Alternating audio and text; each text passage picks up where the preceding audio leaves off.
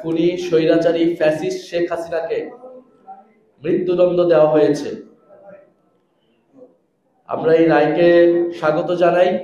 আমার ভাই আবু সাইদকে যেদিন হত্যা করা হয়েছিল 16ই জুলাই, সেদিন আমরা শপথ নিয়েছিলাম এই হত্যার বিচার আদায় করেই ছাড়বো আমরা। আজকে আমরা সারা দেশের মানুষকে জুলাই গণ অভ্যুত্থানের অংশগ্রহণকারী ছাত্র জনতা এবং গণ অভ্যুত্থানের শহীদ পরিবার এবং আহত যোদ্ধাদের আজকে আমরা অভিনন্দন জানাচ্ছি।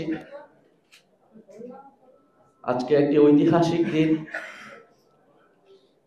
জুলাই গণ অভ্যুত্থানে সংঘটিত যে মানবতা বিরোধী অপরাধ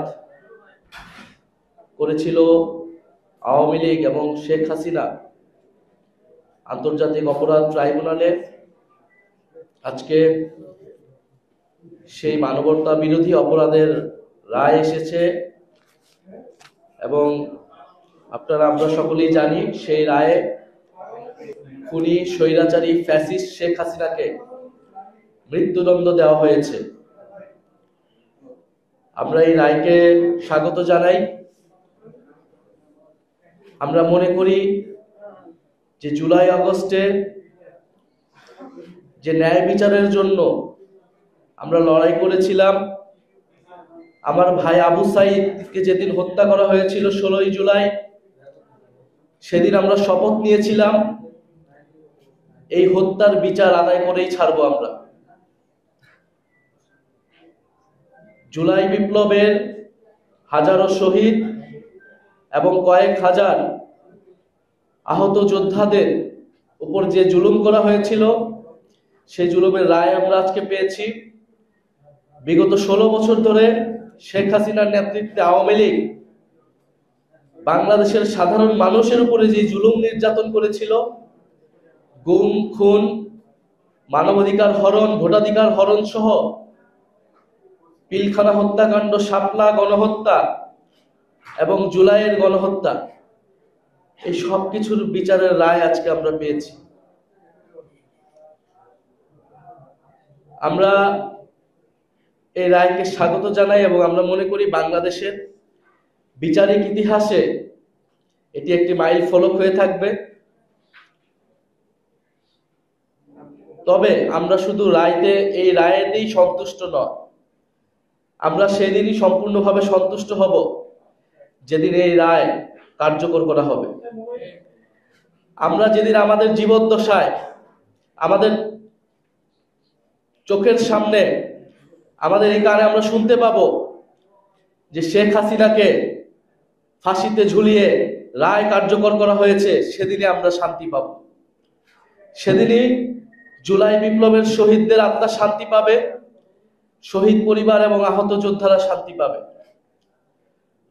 ফলে আমরা দাবি জানাবো, জোর দাবি জানাবো যে এই রায় দ্রুত সময়ের মধ্যে কার্যকর করতে হবে এবং অবিলম্বে দিল্লি থেকে শেখ হাসিনাকে বাংলাদেশে ফেরত আনতে হবে এবং সেটার জন্য অন্তর্বর্তী সরকারকে যথাযথ ভূমিকা এবং কার্যকর উদ্যোগ নিতে হবে। আমরা শুনতে পেয়েছি অন্তর্বর্তী সরকারের নিরাপত্তা উপদেষ্টা ভারত সফর করছেন। আমরা আশা করব এবং আমরা দাবি জানাবো তিনি শেখ হাসিনাকে সাথে নিয়ে বাংলাদেশে ফিরবেন।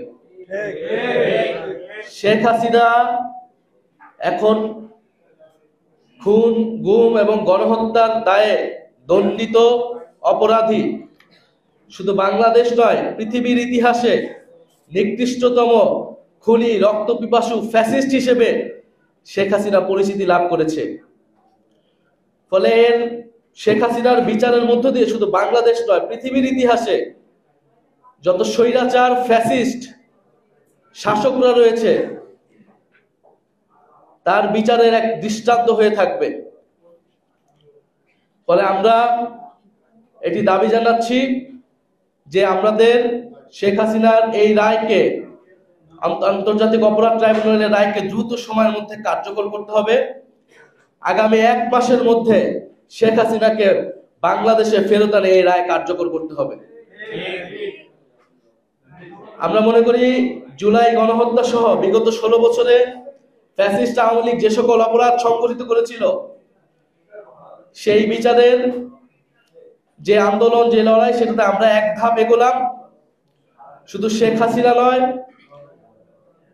প্রাক্তন স্বরাষ্ট্রমন্ত্রী এবং ফ্যাসিস্ট আসাদুজ্জামান কামালেরও মৃত্যুদণ্ড দেওয়া হয়েছে। আমরা সেই রায় কার্যকর চাই। এছাড়া যে সকল আওয়ামী লীগ, ছাত্রলীগ, যুবলীগ এবং সকল ফ্যাসিস্ট এবং তাদের দোসর এবং যে সকল সরকারি কর্মকর্তারা অভিযুক্ত, তাদেরকে দ্রুত সময়ের মধ্যেই বিচার নিশ্চিত করতে হবে এবং এই যে বিচার প্রক্রিয়া শুরু হয়েছে এটা অব্যাহত থাকতে হবে।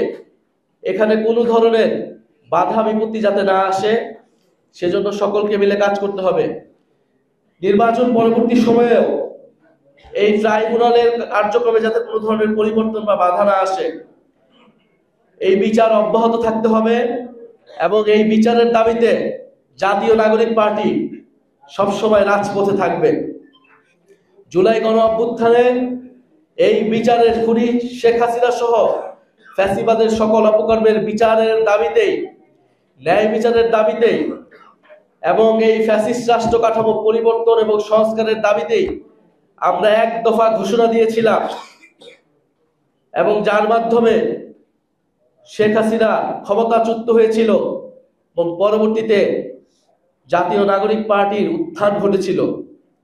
আমরা আমাদের এই লড়াই চলমান রাখব। আমরা ধন্যবাদ জানাচ্ছি বাংলাদেশের মুক্তিকামী ছাত্র জনতাকে, যারা জুলাই আগস্ট থেকে এখন পর্যন্ত রাজপথে তাদের লড়াই অব্যাহত রেখেছে, বিচারের দাবিতে তাদের কার্যক্রম, তাদের বক্তব্য অব্যাহত রেখেছে এবং ফ্যাসিবাদ বিরোধী সকল রাজনৈতিক দলকে আমরা ধন্যবাদ জানাই। এই রায় আসার পিছনে সকল রাজনৈতিক দল এবং বিপ্লবী ছাত্র জনতা সকলেরই অবদান রয়েছে বলে আমরা মনে করি এবং ট্রাইব্যুনালের এই কার্যক্রমে যারা সংশ্লিষ্ট রয়েছে আমরা তাদেরকে আন্তরিকভাবে ধন্যবাদ